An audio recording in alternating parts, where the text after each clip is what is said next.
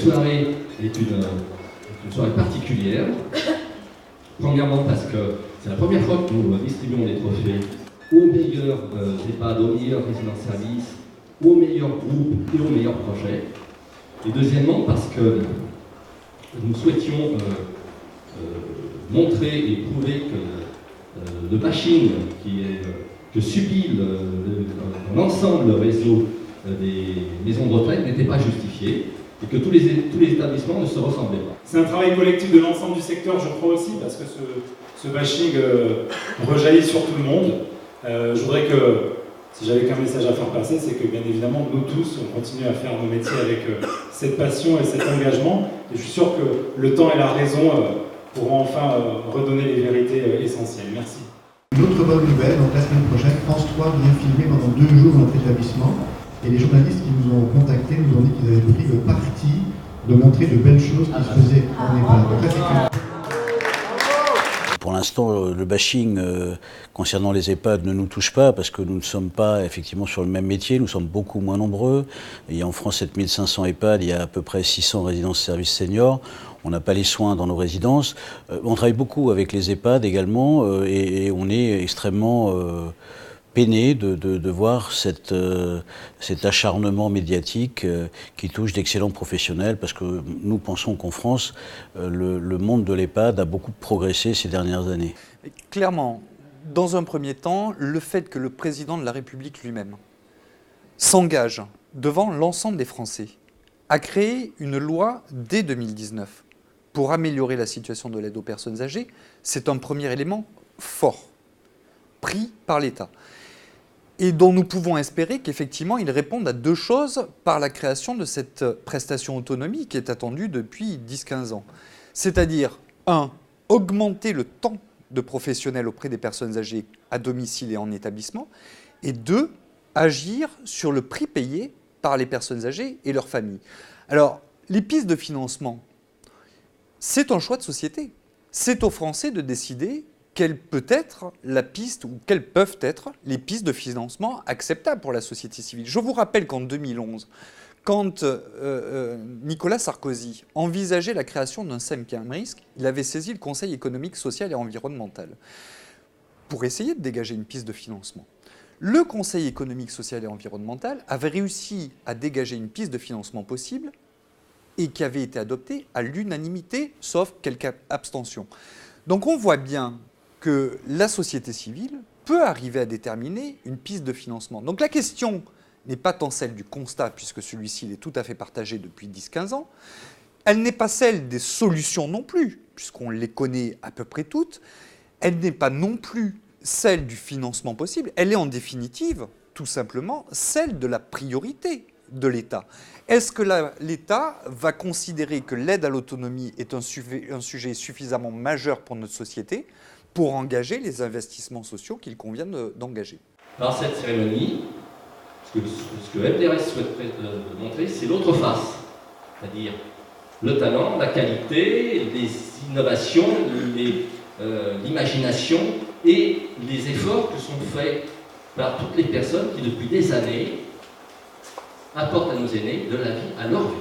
Notre métier, c'est d'essayer de rendre des personnes âgées heureuses. Alors ça peut être en EHPAD, ça peut être en résidence-service, peu importe. Par exemple, vous avez des couples qui quand on arrive, on ne veut pas être séparés, donc on a des appartements qui communiquent avec des chambres EHPAD. Effectivement, on a une architecture qui est très ouverte sur l'extérieur, qui est très lumineuse, qui est très vitrée, avec des logements qui font 30 mètres carrés.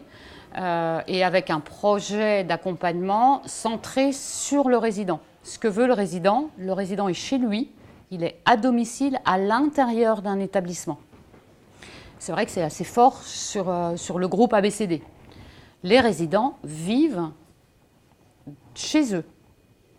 Donc il y a un établissement autour avec une hôtellerie, avec des aides-soignantes, avec des infirmières. Mais leur logement leur appartient, ils sont chez eux. Et donc nous proposons des appartements adaptés aussi aux seniors. Et du coup, ils partagent des moments de la vie quotidienne, notamment les repas. Donc ils bénéficient en plus de notre cuisine faite sur place avec des produits locaux. Donc ils peuvent manger ensemble, le partage des moments, également des moments d'animation, tout à fait. Ce qui crée une dynamique, il faut le dire également, puisque les personnes plus autonomes de la résidence-service insufflent aussi cette dynamique, ça crée une émulsion, bénéficient donc de nos services d'animation. Et puis ça a été également une volonté de l'établissement, du coup de faire participer ces résidents autonomes à l'animation et notre volonté en 2018, puisque nous avons ouvert en 2017, en décembre, était de s'inscrire dans l'environnement, de s'ouvrir vers l'extérieur. Et c'est vrai que du coup, en mixant les résidents, enfin les locataires en fait, de la résidence-service et les résidents de l'EHPAD, on va vers l'extérieur, on peut proposer des activités sportives, notamment liées à des associations qui sont vraiment autour de la résidence. On fait venir l'extérieur à nous, et puis nous, on va aussi découvrir ce que peut nous proposer l'ensemble des associations aux alentours. Les enfants interviennent au sein de la résidence pour des séances de chorale. Nos résidents vont à l'association et puis les enfants interviennent au sein de la résidence pour diverses activités. Nous avons également travaillé sur d'autres thématiques très importantes pour nous et pour nos aînés. Je pense notamment à la formation de nos, et là je parle en termes de prise en charge, à la formation de nos soignants qui sont formés à la méthode Montessori. Récemment, nous avons passé un partenariat avec les opticiens mobiles pour pouvoir diagnostiquer les déficits visuels et ensuite trouver des solutions. Je pense aussi à tout ce travail qu'on fait afin d'ouvrir nos établissements sur l'extérieur et de maintenir le lien social. Et c'est vrai que Colisée a mis en place, il y a déjà quelques années, l'application My Colisée, qui permet aux familles de voir leurs proches, de communiquer, de maintenir le lien social, de poster des photos, des vidéos et de voir en toute transparence ce qui se passe sur la résidence. Ça valorise aussi le travail de toutes nos équipes. Je crois qu'il est absolument nécessaire, pour bien s'occuper de ses résidents, de bien s'occuper de ses équipes. Il y a évidemment le bonheur des deux est directement imbriqué. L'idée pour moi, c'est que j'ai un bâtiment à côté de ma résidence qui disposait de logements vacants. Et j'ai souhaité occuper ces logements en proposant un étudiant avec un loyer extrêmement modéré. En contrepartie de cela, Laurent, son job, c'est de passer du temps avec mes résidents. C'est ma vision de la personne âgée, de l'accompagnement jusqu'au bout.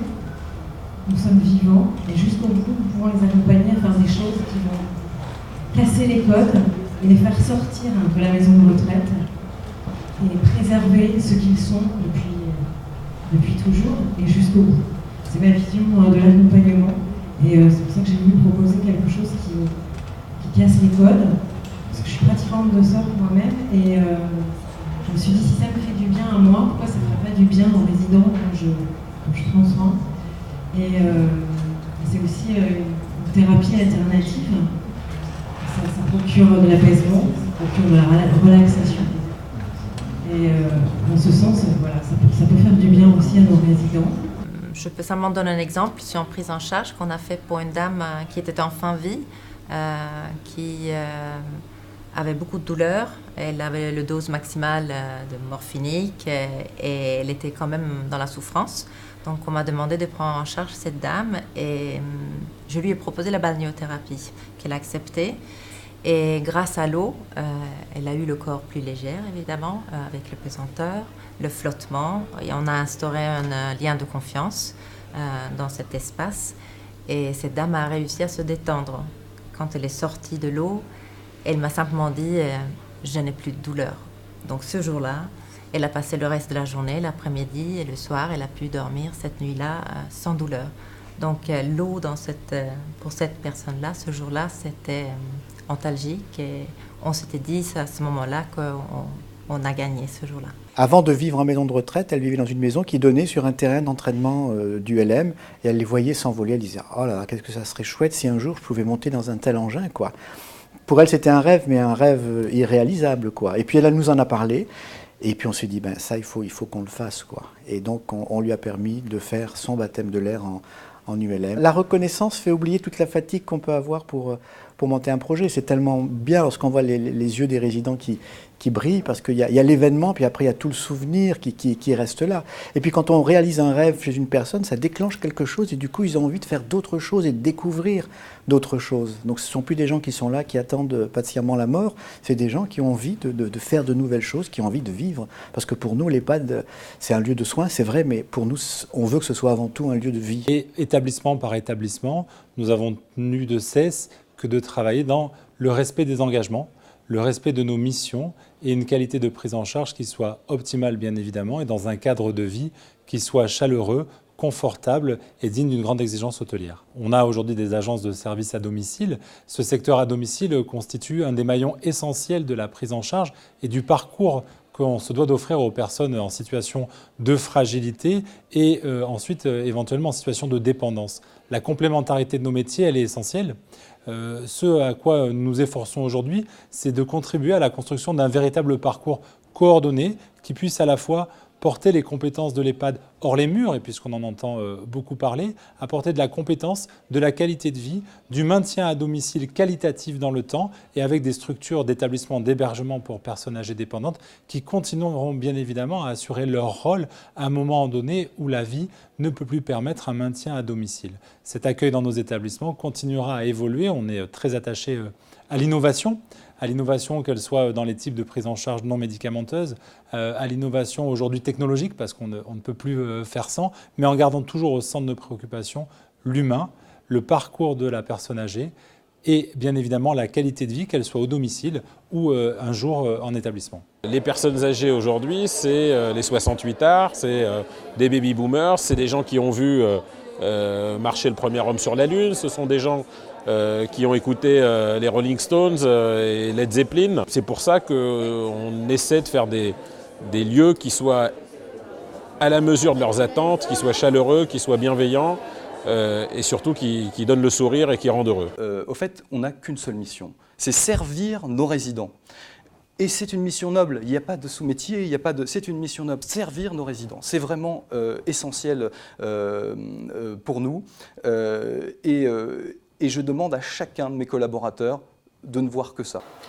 C'est un petit mot de Victor Hugo, je vous laisse partager et réfléchir. Victor Hugo disait « La forme, c'est le fond qui remonte à la surface ». Bonne soirée.